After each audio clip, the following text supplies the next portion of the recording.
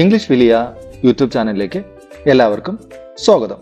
നമ്മൾ ഇംഗ്ലീഷ് സംസാരിക്കുമ്പോൾ ചിലർ കുറേ വാക്കുകൾ ഉപയോഗിക്കും അല്ലേ? ഒരു ഫ്രേസൽ വെർബ്സ് ഉപയോഗിക്കാറുണ്ട്. ഫ്രേസൽ വെർബ്സ് എന്ന് പറഞ്ഞാൽ എന്താ? ഒരു വെർബും ഒരു പ്രിപ്പോസിഷനും ചേർന്നിട്ടാണ് വരുന്നത്. അങ്ങനെ വരുമ്പം നമുക്ക് മനസ്സിലാകാതിരിക്കും മീനിങ്സ്. ചിലപ്പം ആ കോണ്ടെക്സ്റ്റ് അനുസരിച്ച് ചിലപ്പോൾ നമുക്ക് മനസ്സിലായേക്കാം, ചില സമയത്ത് നമുക്ക് അതും മനസ്സിലാകില്ല. എന്ത് പറഞ്ഞാൽ നമ്മൾ ആ വേർഡും പ്രപ്പോസിഷനും ഡിഫറെന്റ് മീനിങ് ആയിരിക്കും. എന്നാൽ ഇത് രണ്ടും ചേരുമ്പോൾ വളരെ വ്യത്യാസമായിട്ടുള്ള ഒരു മീനിങ് ആയിരിക്കും വരുന്നത്. അപ്പൊ നമുക്ക് ആരെങ്കിലും പറയുന്ന കേൾക്കുമ്പോൾ നമുക്ക് മനസ്സിലാവണം അല്ലെ? ആരെങ്കിലും ഫ്രേസൽ വെർബ് ഉപയോഗിച്ച് പറയുവാണെങ്കിൽ നമുക്ക് മനസ്സിലാവണ്ടേ?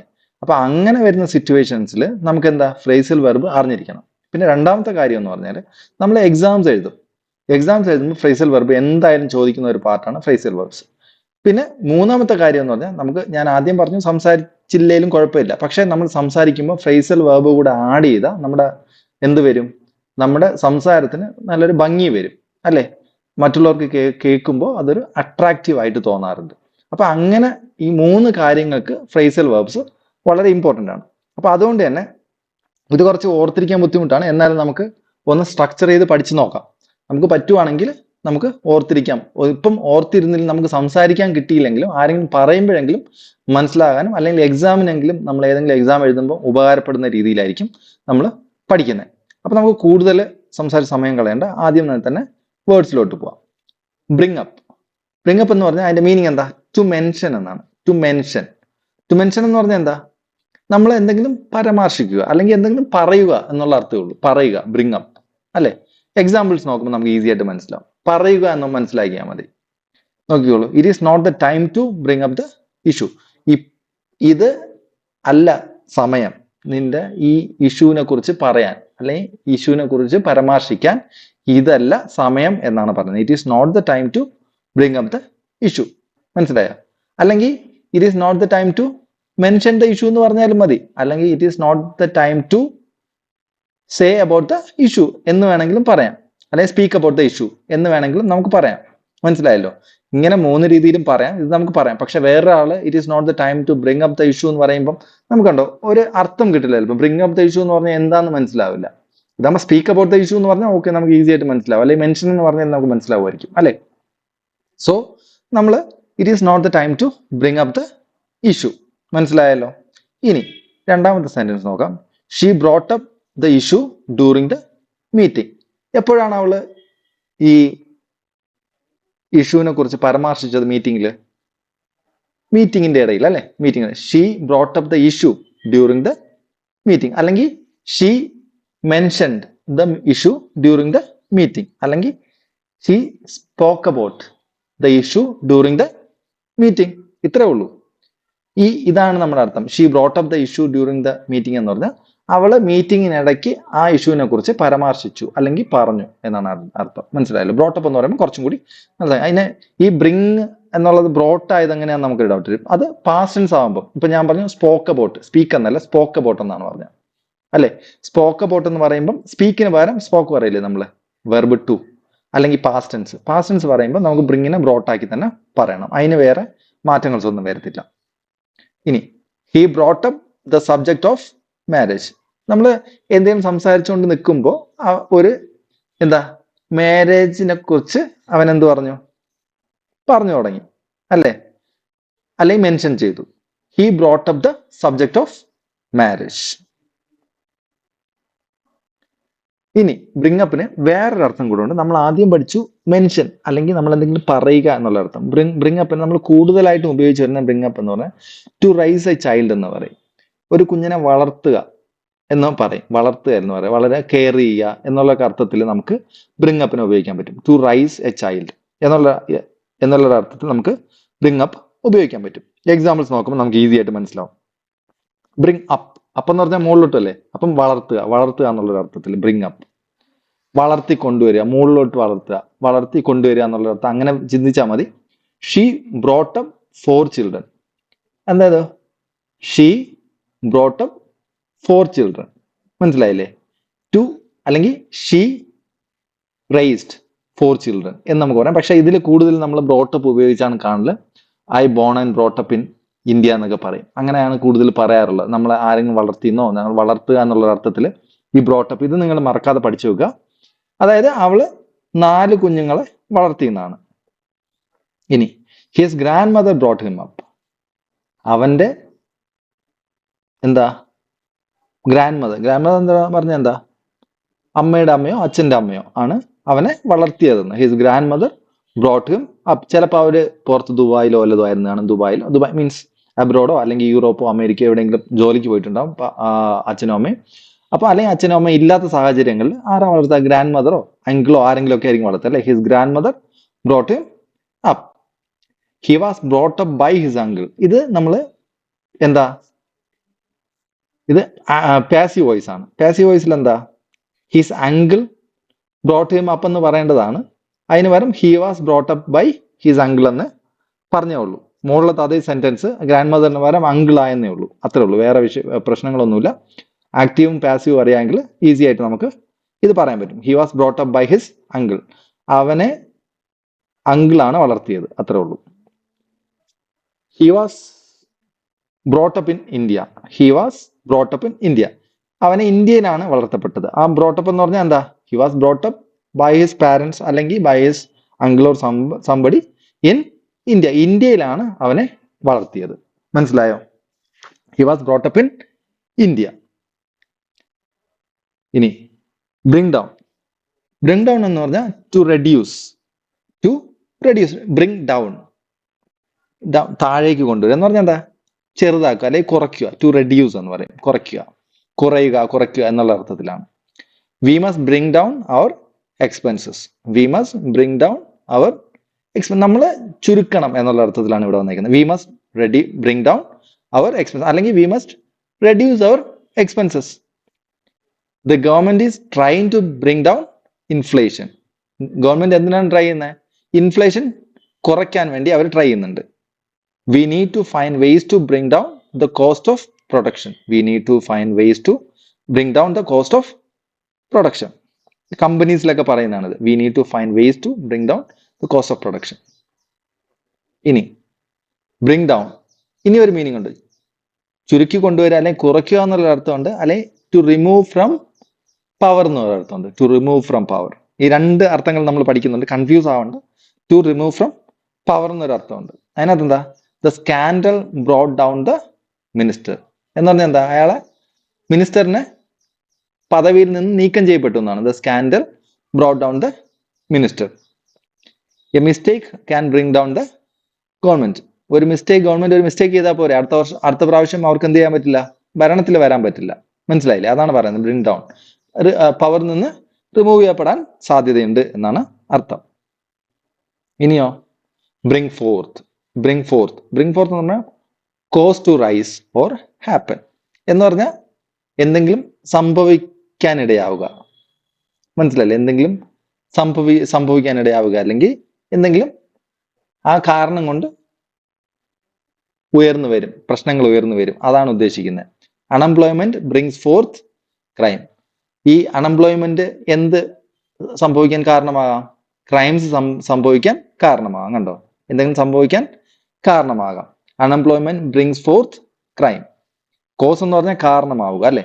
എന്തെങ്കിലും സംഭവിക്കാൻ കാരണമാവുക. Unemployment brings forth crime. അതുപോലെ corruption brings forth poverty. Corruption എന്ത് കൊണ്ടുവരും? പോവേർട്ടി കൊണ്ടുവരും എന്നുള്ള അർത്ഥത്തിലാണ്. The discussion brought forth many innovative ideas. നമ്മൾ ഒരു ഡിസ്കഷൻ വെച്ചപ്പോൾ അതിനകത്ത് ഒരുപാട് ഐഡിയാസ് കൊണ്ടുവന്നു. ഒരുപാട് ഇന്നോവേറ്റീവ് ഐഡിയാസ് വന്നു അല്ലെങ്കിൽ കൊണ്ടുവന്നു എന്നുള്ള അർത്ഥത്തിലാണ് ഇവിടെ പറയുന്നത്. ഇനി ബ്രിങ് ഫോർത്തിന് ഒരർത്ഥം കൂടെ ഉണ്ട്. പ്രൊഡ്യൂസ് എന്നൊരർത്ഥമുണ്ട്. Produce. The tree brings forth fruit every season. The tree brings forth fruit every season. എല്ലാ സീസണിലും എന്ത് ചെയ്യും? അല്ലെങ്കിൽ the tree produce fruit every season എന്ന് വേണമെങ്കിലും പറയാം. അതാണ് അതിനർത്ഥം. പ്രൊഡ്യൂസ് എന്ന് പറഞ്ഞാൽ ഉൽപ്പാദിപ്പിക്കാറുണ്ട്. That idea brought forth many new possibilities. The idea brought forth many new possibilities. The garden brings forth beautiful flowers.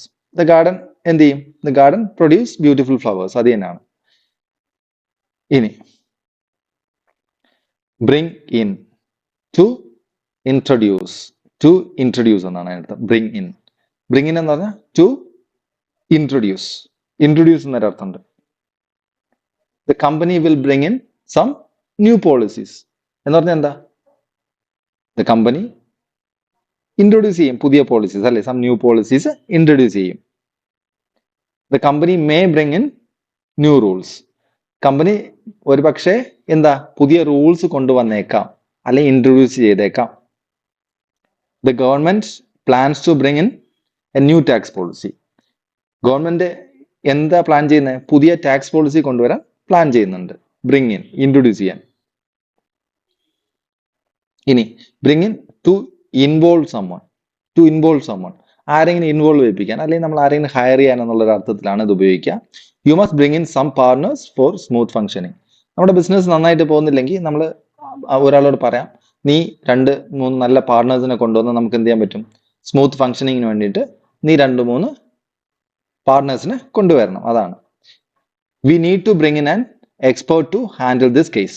ഇത് നമ്മൾ ഓൾമോസ്റ്റ് ബ്രിങ് ഇൻ വരുമ്പം ബ്രിങ് കൊണ്ടുവരിക എന്നുള്ള അർത്ഥം തന്നെ, ആ അർത്ഥത്തിൽ തന്നെ ഏതാണ്ട് വരും. മനസ്സിലായല്ലോ? ബ്രിങ് ഇൻ വരുമ്പോൾ we need to bring in an expert to handle this case. നമുക്കൊരു എക്സ്പേർട്ടിനെ കൊണ്ടുവരേണ്ടി വരും ഈ കേസ് ഹാൻഡിൽ ചെയ്യാൻ.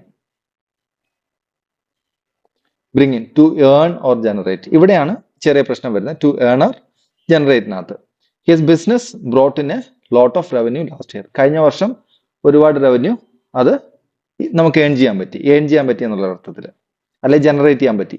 The company will bring in new post. Company എന്ത് ചെയ്യും? ന്യൂ പോസ്റ്റ് ജനറേറ്റ് ചെയ്യും. ഇനി bring forward, to present something. To present something. She brought forward a proposal to improve staff training. അതായത് ഷീ ബ്രോട്ട് ഫോർവേഡ്, അവള് ഒരു ആശയം മുന്നോട്ട് വയ്ക്കുക എന്നുള്ളൊരു അർത്ഥമാണ്. ടു പ്രസന്റ് സംതിങ് എന്ന് പറഞ്ഞാൽ ഒരു ആശയം മുന്നോട്ട് വെച്ചു. She brought forward a proposal, ഒരു പ്രപ്പോസൽ മുന്നോട്ട് വെച്ചു. To improve staff training, staff ട്രെയിനിങ്ങിന് ഇംപ്രൂവ്മെന്റ് ചെയ്യാൻ വേണ്ടിയിട്ട് ഒരു പ്രപ്പോസൽ മുന്നോട്ട് വെച്ചു. They brought forward a new idea during the discussion. Okay, they brought forward a new idea during the discussion. Bring forward. അടുത്ത് റീഷെഡ്യൂൾഡ് ഏർലിയർ. ബ്രിങ് ഫോർവേഡ് എന്ന് പറഞ്ഞാൽ നമ്മൾ മുമ്പിലോട്ട് കൊണ്ടുവരിക എന്നുള്ളൊരു അർത്ഥം. മുമ്പിലോട്ട് കൊണ്ടുവരിക. ബ്രിങ് ഫോർവേഡ്, മുമ്പിലോട്ട് കൊണ്ടുവരിക എന്ന് പറഞ്ഞാൽ എന്താ? Rescheduled earlier. അതായത് ഒരു കാര്യം നമ്മൾ പ്ലാൻ ചെയ്തിട്ട് അതിനെ നമ്മൾ മുന്നിലോട്ടാക്കുക. പോസ്റ്റ്പോണ്ട് എന്ന് പറഞ്ഞാൽ പിന്നിലോട്ടാക്കുക. അതായത് പിന്നീട് നമ്മൾ നാളെ പ്ലാൻ ചെയ്തിട്ട് മറ്റന്നാളത്തോട്ടാക്കുമെങ്കിൽ എന്താ പറയാ? പോസ്റ്റ്പോണ്ട് എന്ന് പറയും. ബ്രിങ് ഫോർവേഡ് എന്ന് പറഞ്ഞാൽ നമ്മൾ നാളെ പ്ലാൻ ചെയ്തത് ഇന്ന് ചെയ്യും, അതിനാണ് ബ്രിങ് ഫോർവേഡ്. റീഷെഡ്യൂൾഡ് ഏർലിയർ എന്ന് പറയും. The meeting has been brought forward to 9 AM. ചിലപ്പോൾ 10 മണിക്കായിരിക്കും, അല്ലെങ്കിൽ 12 മണിക്കായിരിക്കും വെച്ചിരുന്നത്. അതിനെ നമ്മൾ എന്ത് ചെയ്തു? 9 മണിക്കാക്കി, റീഷെഡ്യൂൾ ചെയ്തു. റീഷെഡ്യൂൾഡ് ഏർലിയർ ആണ് കേട്ടോ ബ്രിങ് ഫോർവേഡ്. ഇതിന്റെ ഓപ്പോസിറ്റോ പോസ്റ്റ്പോണ്ട് ആണ്. The meeting has been brought forward to 9 AM. The meeting is brought forward to Monday. The meeting is brought forward to Monday. ചിലപ്പം വെനസ്ഡേയോ തേഴ്സ്ഡേയോ വെച്ചിരുന്ന മീറ്റിംഗ് ആയിരിക്കും. അതിന് നമ്മൾ ബ്രോട്ട് ഫോർവേഡ് എന്ന് പറഞ്ഞാൽ ബുധനാഴ്ച വരേണ്ടത് തിങ്കളാഴ്ച മുന്നോട്ട് വന്നു എന്നാണ്. മനസ്സിലായോ? അതിനടുത്ത തിങ്കളാഴ്ച അല്ല, മുന്നത്തെ തിങ്കളാഴ്ച എന്നാണ് അതിനർത്ഥം. ഇനി നമുക്ക് കുറച്ച് fill in the blanks with the correct phrasal verb. നമ്മൾ ക്വസ്റ്റ്യൻ തന്നിട്ടുണ്ട്, അത് വെച്ചിട്ട് ആൻസർ പറയാം. The company plans to dash a new policy to improve employee wellbeing. എന്താ ഇവിടെ? എന്താ? The company plans to dash a new policy. ഇവിടെ എന്താ? ഇൻട്രൊഡ്യൂസ് ചെയ്യാൻ അല്ലേ? ന്യൂ പോളിസി ഇൻട്രൊഡ്യൂസ് ചെയ്യാൻ പോവാണ്. Improve employee wellbeing. ഇൻട്രൊഡ്യൂസ് എന്നതിന് എന്താ നമ്മൾ പഠിച്ചേ? ബ്രിങ് ഇൻ അല്ലേ? Bring in. ഇനി her testimony dash strong emotions from the jury.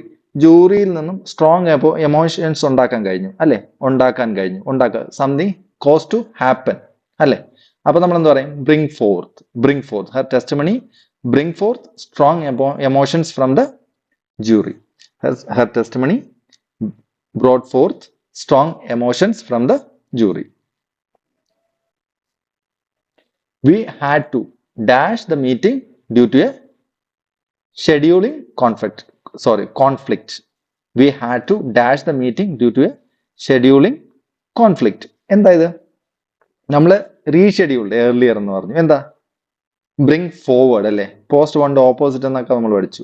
Bring forward, we had to bring forward the meeting due to a scheduling conflict. Bring forward ആണ്.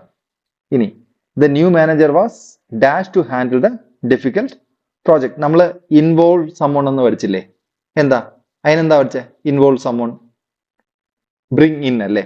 The new manager was brought in to handle the difficult project. Brought in.